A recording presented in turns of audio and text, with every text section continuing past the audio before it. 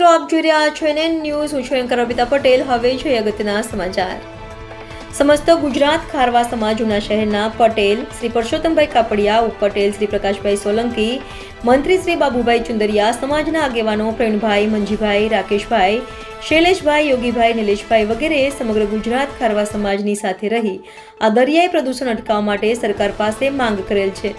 Reporter Prakashbhai Solanki, NN news, Diu. દર્શક મિત્રો, NN ન્યૂઝને લાઇક, શેર, સબસ્ક્રાઇબ કરો, બેલ આઇકન પ્રેસ કરો જેથી આપને નોટિફિકેશન્સ મળતી રહે.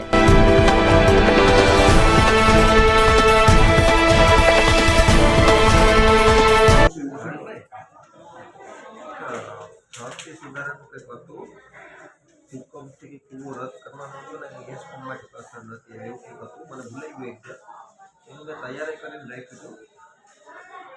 કદાચ હુકમની નોંધ બાકી હોય.